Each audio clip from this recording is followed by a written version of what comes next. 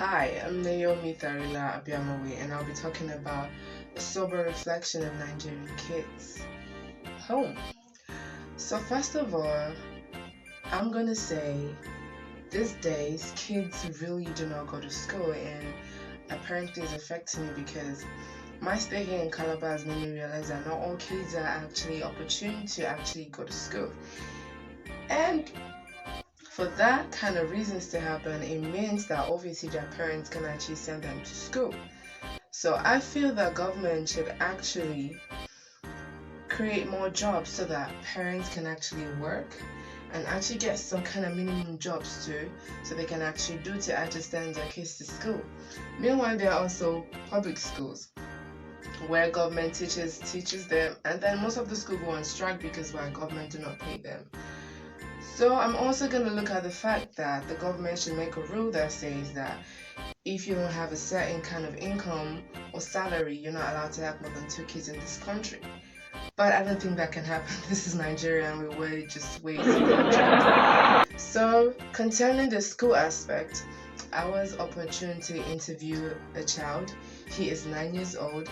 I was also opportune to interview a girl.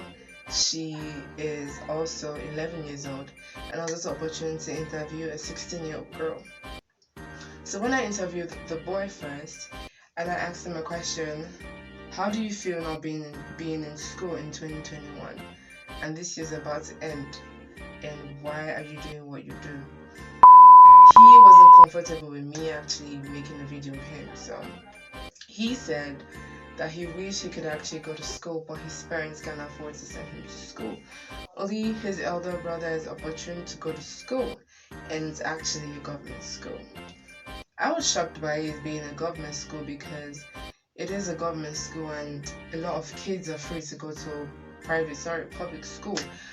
And me being so intrigued by what was happening, I said, so what would you do right now if I could actually send you to school? He was like, Auntie, I'll be so happy if someone can actually send me to school. So I was so mind boggled, and I was like, if government can actually take the time to interview each and every one of these kids on the street, they'll be really surprised by what kids have to say. And wow, he wants to go to school, but apparently he can't go to school because his parents are kind of old and they can't do what he does. So what he does in the morning is to hawk akara and bread so they can actually make a daily living. So, and then the 16-year-old I interviewed, she said she wished she could actually be writing WAEC by now, but she can't because her parents can't send her to school, even though it is a government school or a public school. And this is just really bizarre because kids being of this age and they're not in school, and then their grammatical words are like so erotic that you wouldn't even the English I hear most of these kids speak are pidgin.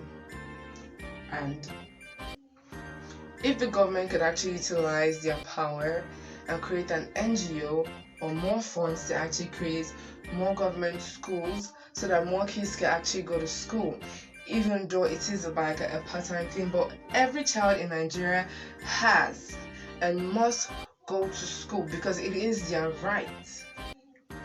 If government can actually create more jobs in Nigeria, I don't think there'll be more jobless people in Nigeria, and kids will be opportune to go to school. And also, I'm going to add to this, if government could actually bring more staffs and create more funds for them to pay their staffs in government schools or is in public school, I feel no kids will be left to be on strike or any other thing. So I feel the government should please, I'm pleading that the government should please see towards it. Kids need to go to school.